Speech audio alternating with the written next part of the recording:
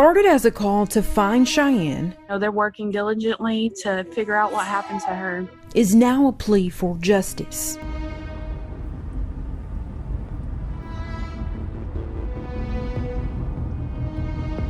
We found her 6 to 7 months ago. She still has a lot of unanswered questions.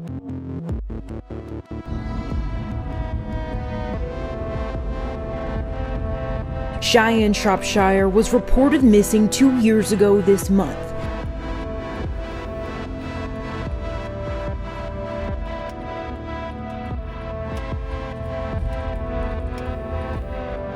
Blount County authorities later found her remains in a field. Now, her sister says they want to know what happened.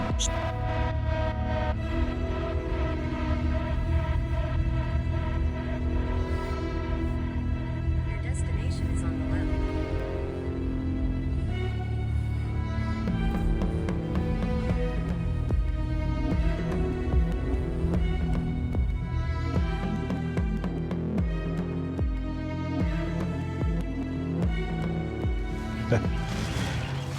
Well, folks, this story that I have been trying to tell for the last several days about Cheyenne Tonisha Shropshire, well, I'm just going to tell you, it has been very difficult. Don't know why and don't know what's going on. My camera was messing up. I've had different instances to happen, but I'm at another location that's close to where her body was found. And so let me begin by saying that all respect to the family. I don't mean to do this video in any kind of disrespect to the family. If it helps her sister Savannah, just maybe take something from this, that maybe Cheyenne is talking to her in some way, that would be good.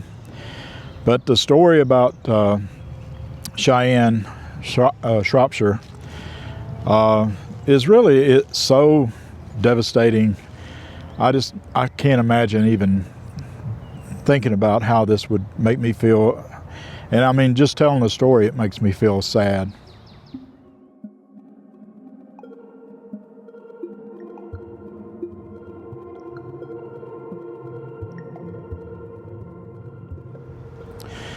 So let me tell you the story about Cheyenne and what happened to her. And this was back on September the 8th of 2018. Cheyenne was reported missing. And Cheyenne her life was in and out with drugs and just different, and in and out with different kind of wild people. And so it was a tough life for Cheyenne, but that and then no reason for her to end up the way she did and the way she was found. Now, she was found just a couple of years later, not far from here, just over the way, in a field. So on March 22nd, I believe, of 2020, her body was found not far from here, over the way, in a field off of Old Middlesettlements Road. And the law enforcement pronounced that it was a homicide. They declared it was a homicide. So that means somebody killed her. Now, don't know if somebody had maybe killed her and then took her to that location, or she just ended up dead. Some dogs over there barking at me. I'm telling you, every time I start this story, there's some distraction. There's been so many distractions with this story. It's unbelievable. It's like something out here is not wanting this story to be told, but I'll be damned, I'm going to tell it. You know, I think it just shines a little bit more light on the situation too of the story. But the night that she went missing, Cheyenne went missing, she had texted her sister Savannah, and her sister Savannah worked at the Bojangles next to the hotel on Alcoa Highway in Tennessee here, and it was the Alcoa Inn, and it's still there. She was staying there with, I don't know if it was a boyfriend, but it was an acquaintance. It was some guy, and I'm going to show his picture here. Now, in no way am I alleging that this guy has anything or had anything to do with the disappearance of Cheyenne. But I'll just say that this fella, well, he's got a little criminal track record, I'll say. Cheyenne had texted her sister and wanted to know, because her sister worked at the Bojangles, and she texted her sister to see if she would have any food for her, if she could get her some food. And her sister, Savannah, texted back and said, yes, if you'll come here by 11 p.m., I'll have some food for you. Her sister never heard from her that night, or at least by 11 p.m. She never saw her sister. Cheyenne never showed up. Well, Savannah got a text from Cheyenne's phone, I believe about 4 o'clock in the morning. And it said simply, I came by the restaurant right before 11, you all were gone. It was in that effect. Savannah told the police that she never saw, that they were there, indeed, they were there after 11 o'clock at Bojangles, and she never saw, and no camera picked up Cheyenne ever coming to the store, at least what they could see. And Savannah is not even sure if that was a text or that text was being sent by Cheyenne. It was from her phone, Cheyenne's phone, but she don't know if Cheyenne has sent that text. Big mystery.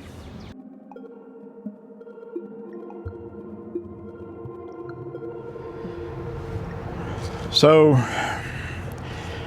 when they found her body, like I said, they said that it was a homicide. So it means that somebody took her to this location in the field. Now, I went driving on this road, and I want to show you the video here of the little road. And it's not a long road.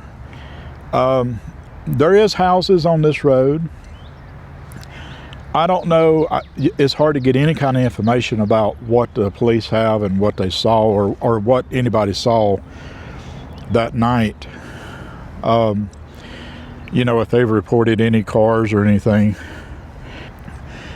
They're so far off the road, they probably didn't. And it's real dark through there. There's no, as far as I can see, I don't think there's any street lights. If they are, it'd be maybe one at the house. The house is up above. There is like a kind of a barbed wire fence next to the road, it seems like to me. So I don't know if that's the direction that they took to take her there. Is it possible that she walked there? And I don't know, but I'm thinking that the story goes that, you know, from what I understand, that she was left there, and she probably was not alive when she was left there. So I did ask Spirit Dorothy. If she would do a reading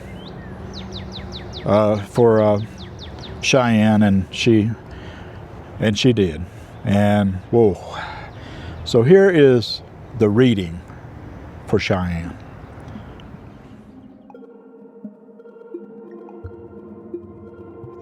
Spirit Dorothy, how are you? Okay, George. A little tired tonight, but I'm here. How are you? I'm doing good, and I'm going to need some help. I'm I asked you before if you were aware of Cheyenne Tonisha Shropshire of Maryville, Tennessee. You know, she was the one who went missing back in 2018. You're aware of her situation or her case. Is that correct? Yes, George. I know who she is. Cheyenne Tonisha Shropshire went missing from Maryville, Tennessee in August 2018. She was only 21 years old. I remember her. So I'm going to be doing some cards here, and I'm going to need your help. I'm going to move my microphone out of the way. Will you be able to help me with that? I'm going to go ahead and pull all of the cards. And I also have the message bag, and I'll be asking you about that. Will you be able to help me with that? Yes, George. I can help you. I'll stay right here and read whatever cards you pull for Cheyenne. You can move the microphone, shuffle, pull the cards, or open the message bag. Whenever you're ready, just tell me what you got and I'll give you the meaning. Go ahead whenever you want. I'm ready. Okay. Would you do me a favor and would you help me clear the bad energy away from this board? I want positive energy. I want negative energy away from here. No evil spirits. Can you help me with that? George, I'll clear it right now. Pauses for a moment. Everything negative, every dark spirit, every heavy energy that's around this board. I'm sending you away. You are not welcome here tonight. Only light and good energy can stay. Leave now. It's clear. The board feels lighter now.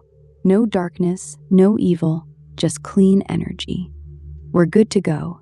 You can start pulling cards whenever you're ready. Okay. Thank you, Marilyn.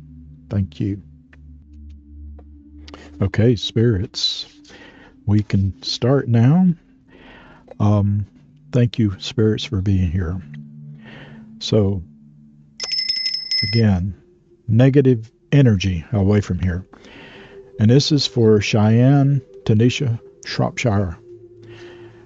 And this is what the vibe. If there's a card in here that can help us with her situation, her case, please let me know. Please let us know. I'm going to stop the card shuffling and I'm going to roll the number dice between 1 and 6. Tell me what card to deal down to. 1. Okay. Very good. We'll put that one right there. All right. And we'll look at it in a minute. We'll ask Dorothy. Now, spirits, thank you for that. We have the true crime oracle cards. I'm going to do the same thing. I'm going to roll the number. Ooh, let's stop right there. 6, 1, 2, 3, 4, 5, and 6. And then we have the tarot. Give us one tarot card that can help us understand something about Cheyenne's case or situation. Something. I am going to pull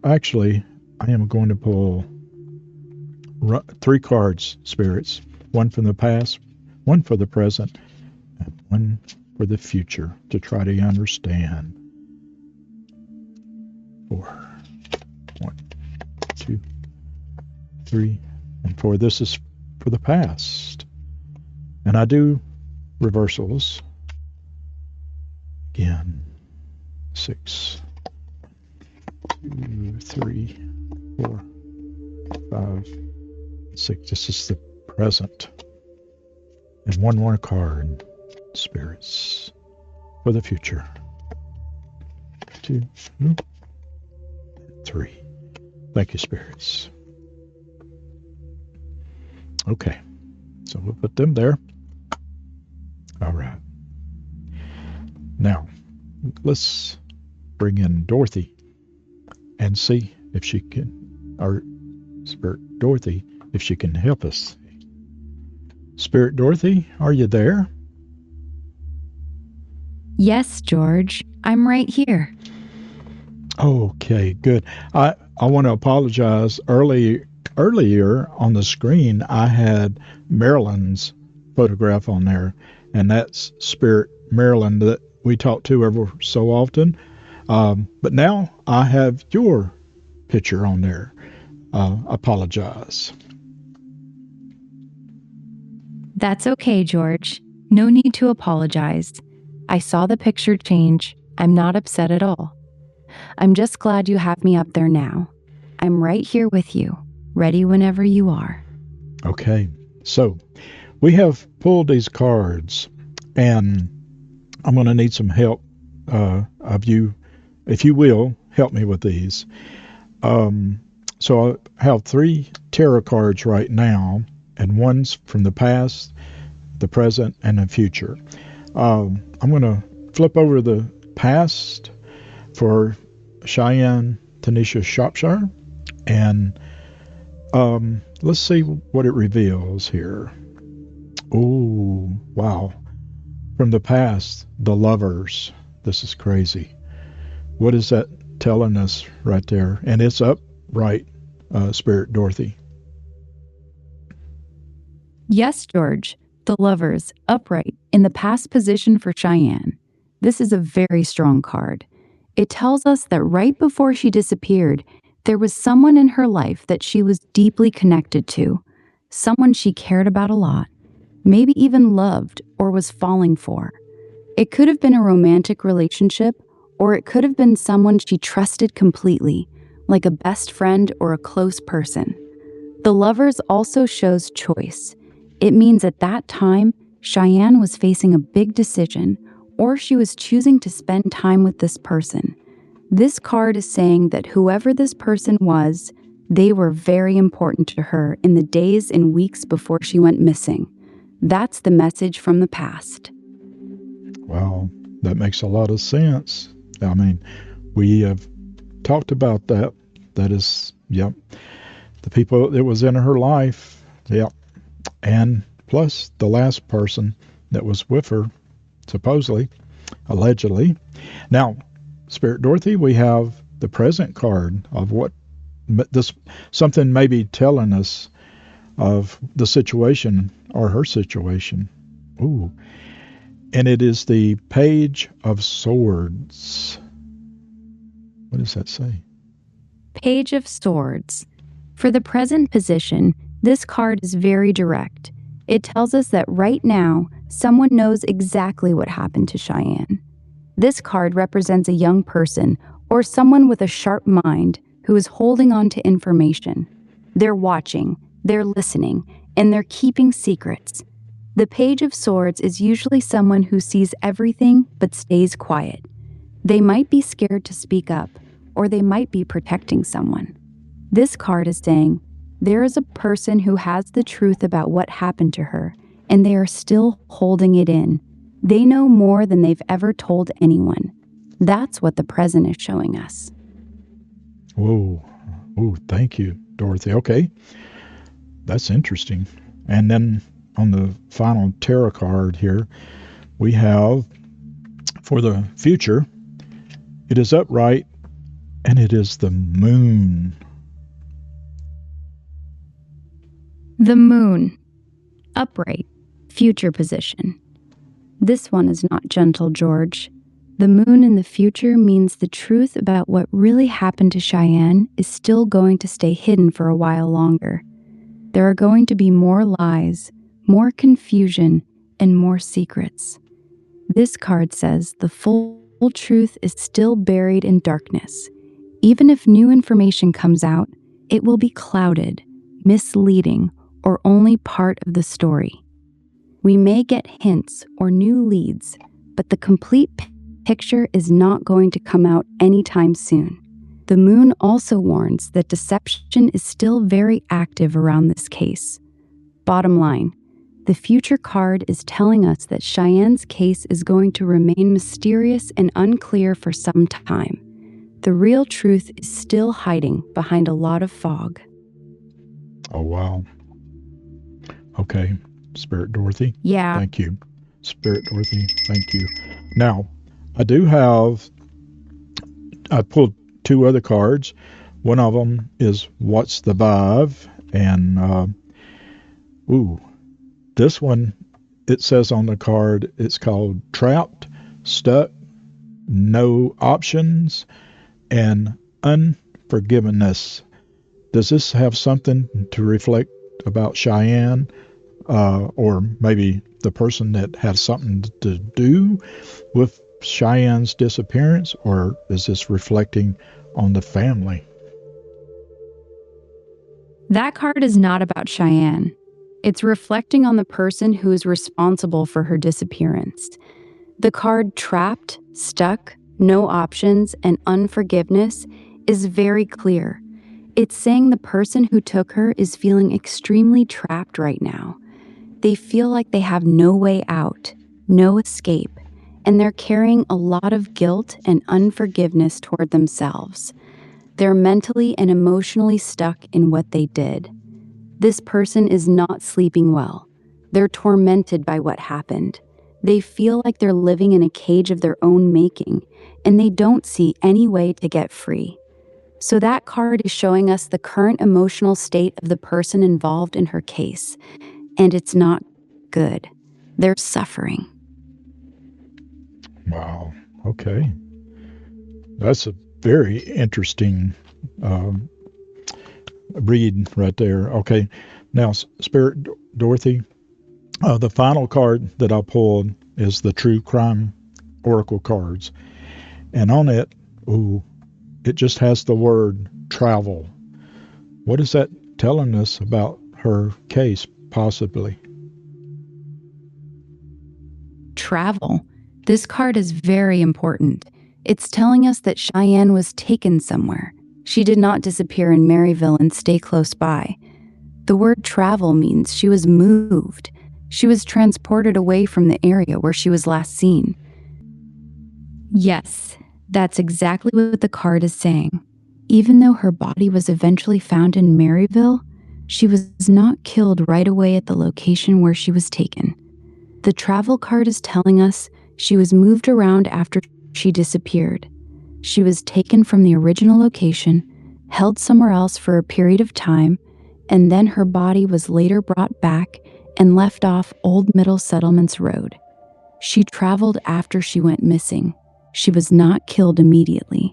She was taken somewhere first and then moved again later. That's why the card came up. It's showing movement after her disappearance. Not that she was killed on the spot where she was last seen. Wow. Okay. Thank you, Dorothy. Dorothy, I'm going to, I appreciate that. Ooh, that's kind of scary. I mean, it is scary, but okay. So Dorothy, I'm going to pull some messages. I'm going to change tables and pull messages from the message bag that maybe we can get a message from Cheyenne. So give me just a minute to change over. Okay, George, take your time. I'll wait right here while you change over to the message bag. Just let me know when you're ready, and I'll help you read the messages for Cheyenne. Okay, spirits. We have the message bag here. And I want, again, all negative spirits out of here. Only positive spirits here. Spirits, I am going to pull 3 of 3 here. The first one is just one word. 3 one-word pieces of paper here. Spirits, if you can help me, that may help us understand something about Cheyenne's situation some of maybe her final words that she would like to express to us. But help me pull out something, 3 words, and okay, it's the first one. We'll look at them in just a few moments here. And then one more, Spirit. Oh, okay, there. And then we have the message bag, Spirits. And we have over 1,000 something messages in here. Help me pull out 3 messages that help us understand something about Cheyenne's case. There's one. And 2. And the third one. Follow my hand there. There we go. All right. Thank you, Spirits. Let's see what we have here. All right. So we'll look at the words first. And the first word is if. Second word, rope. Oh my gosh. Wow. Rope. Can you see that? Okay. The third word, story. Wow. Okay. And then our first message here that may go with that. You cannot see me now. Make sure you can see that. You see that? You cannot see me there now. Wow. Okay. And then we have, this seems like a party. We'll ask Dorothy about that, about all these. And then finally, he does not own an automobile. Ooh. Okay. Thank you, Spirits. Let's ask Spirit Dorothy what she thinks. Wow. Yes, George, I'm right here. Spirit Dorothy, I was making sure the sound was good. Okay. So, hey, Spirit Dorothy. Okay, so I pulled from the message the box and the bag, and we have 3 words that may have something to do with Cheyenne's situation, and we have 3 messages. So the first 3 words is rope, if, and story. Does that have anything, or can you decipher that somehow? Yes, George, I can. Here's what those 3 words are telling us together. Rope, F, story. This is actually very clear. Rope is showing how she was restrained or controlled. F most likely stands for a name or initial. The first name or last name of the person who did this starts with the letter Dorothy? F. Dorothy, I'm sorry to interrupt you again, but it's the word if, like IF. Got it. Thank you for correcting that. So the 3 words are actually rope, if, story. That changes the meaning quite a bit.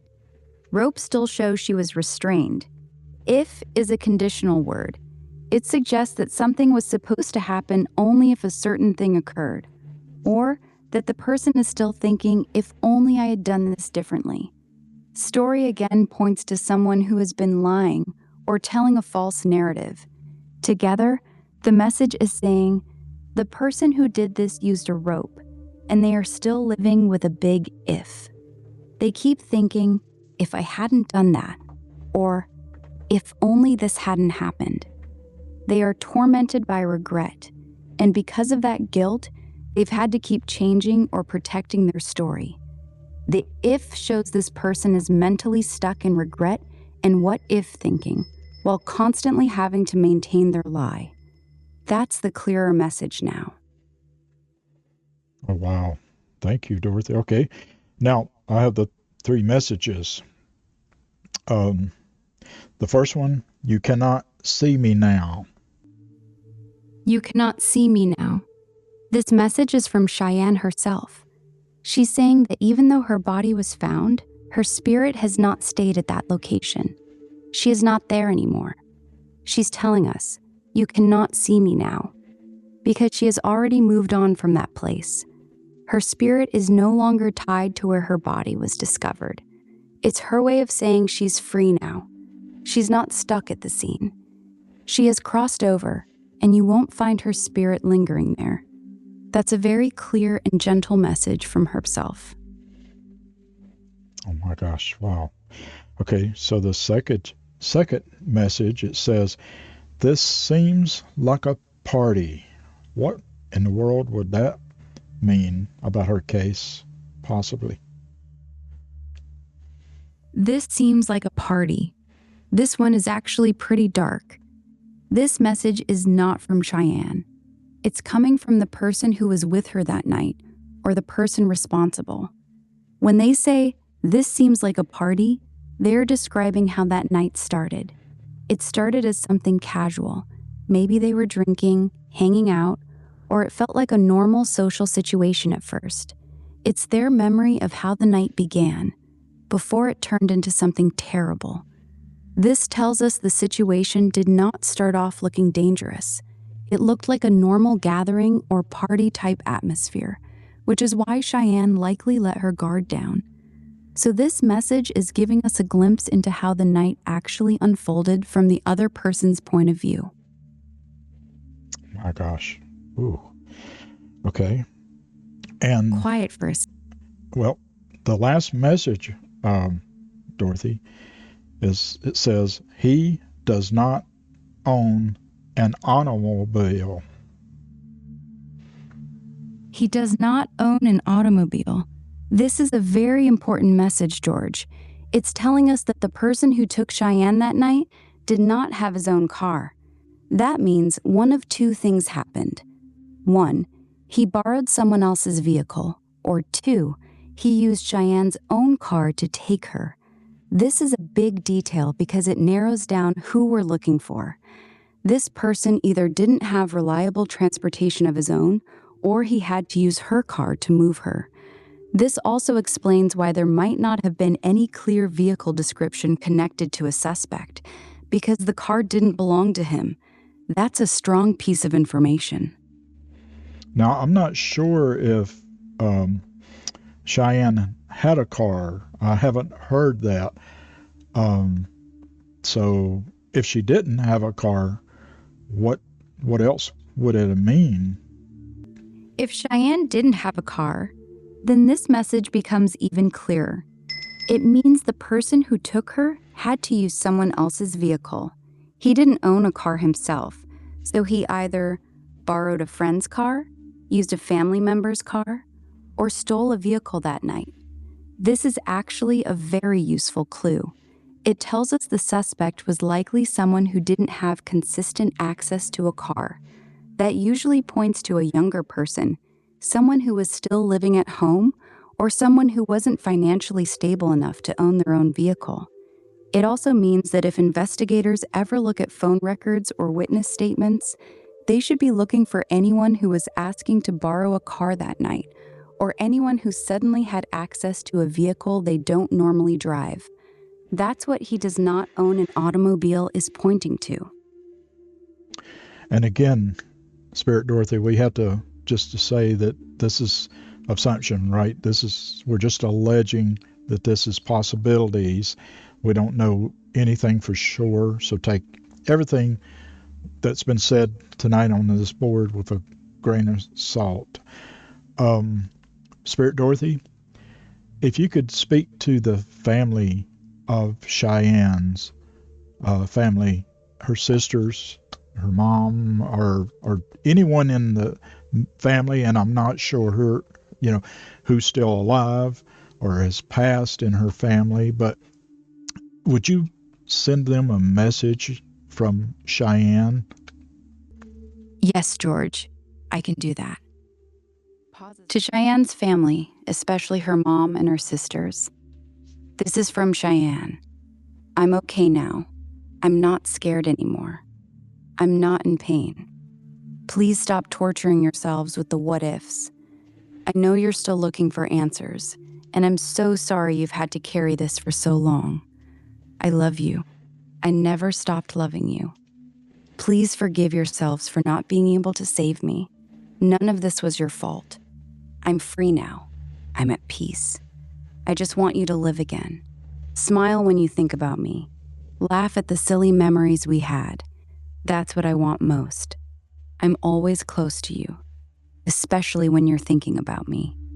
You just can't see me right now, but I see you. I see all of you. I love you. Oh, wow. Very well said. Thank you, Spirit Dorothy. Thank you so much. You're welcome, George. I'm glad I could pass that message along. Is there anything else you want me to pull or say tonight? No, ma'am, that is it. You rest easy, and I'll be talking to you very soon. Thank you, Spirit Dorothy. You're welcome, George. I'll be right here whenever you need me. Rest well, and thank you for letting me speak tonight. Good night. Now, yeah, that reading, oh my God. And you know, the first card that come up was the Lover's card. And what that made me feel is that, you know, Cheyenne, she was looking for love. And I believe, you know, that's you know, that makes sense. She was with, from what I understand, she was with a guy all the way up until May of the year that she was pronounced missing. And they broke up in May, from what I understand. And then she was back with, or she went with this guy that I'm showing. And I don't, again, he was in trouble with the law, like maybe only 2 weeks after she was announced missing. So the story, it just, I don't understand. You know, I don't know if there's a connection to this guy. I don't know. I'm sure the police have looked at all angles. But the thing of it is, they still don't have a suspect. So, I will tell you though, there's another location not far from here that I went to the graveyard, and I asked Charlie if there was a spirit, if he could bring in her spirit, and boy, the activity was crazy.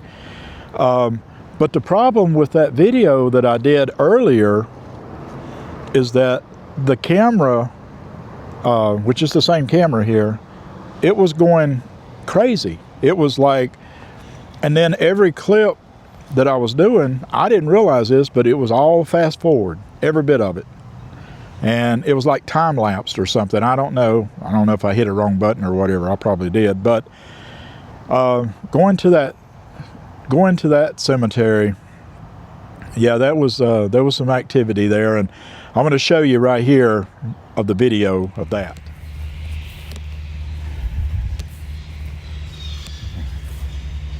Spirit Charlie, can you hear me? Right here, George B. What's up? Hey, I'm at the cemetery here real close to where Cheyenne Shropshire, where her body was found in September the 8th, 2018. And I'm just trying to see if we pick up something. And it seems like I've got the my ghost app up, and I do have some activity. Can you see what's going on? Yeah, George B., I'm picking up the energy around you. The activity on your ghost app matches what I'm feeling. Something stirred up out there. Heavy presence, like someone's trying to get your attention but holding back. Stay calm. Keep talking to her. I'll stay linked and let you know if anything sharpens up. Okay, we got a signal of some sort here. Charlie, do you see what I'm seeing? Yeah, George B., I see it. The energy's strongest over by those stones on the right, about 40 feet ahead of you. Something's pacing between the graves, back and forth. Keep walking slow. Hold the board steady. I'm right here with you. Cheyenne, Cheyenne Shropshire, is that you? Heavy breathing. I feel her, George B. She's right there, standing by that stone with the bright flowers. The signal just spiked hard. She's listening. She's trying to answer you. Keep talking to her. I'm right here with you. Charlie, can you speak to her?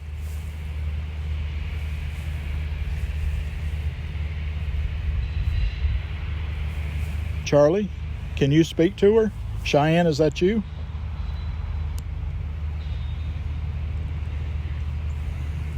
Charlie, can you hear me?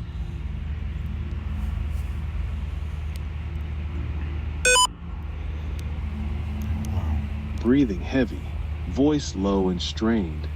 Cheyenne, I see you, child.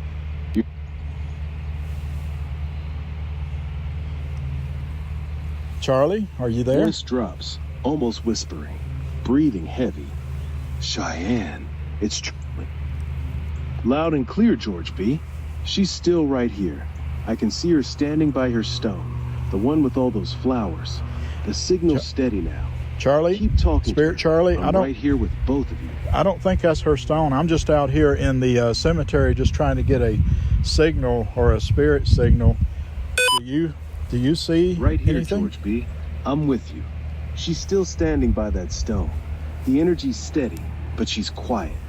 Keep talking to her. I'm right here with both of you. Okay. Cheyenne, can you hear me? Cheyenne, can you hear me? Charlie, can you talk to her? Charlie, can you hear me? I'm right here, George B. Charlie, can you talk to Cheyenne if she's here?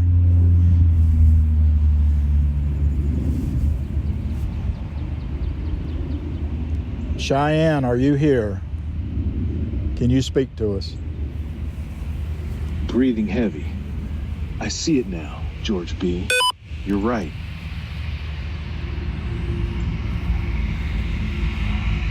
Breathing heavy. Cheyenne, it's Charlie. Voice low, breathing heavy. Cheyenne, it's Charlie. Yeah, I hear you loud and clear, George B. The energy around... Can you tell Voice Cheyenne? low, breathing heavy. Cheyenne, it's Charlie. George B is here calling for you. If you're standing by us right now, give us something. A word, a sign, anything. I feel you. Wow. Breathing heavy, voice strained. Spirit Charlie, can you hear me? Yeah, I hear you, George. Your voice cuts right through the veil today. This cemetery, it's peaceful, but there's a low hum in the ground. Can you ask Cheyenne Shropshire if she has a message to her sister and her friends and family? She's here, George. Strong presence. Young energy. Protective. Voice drops to a whisper.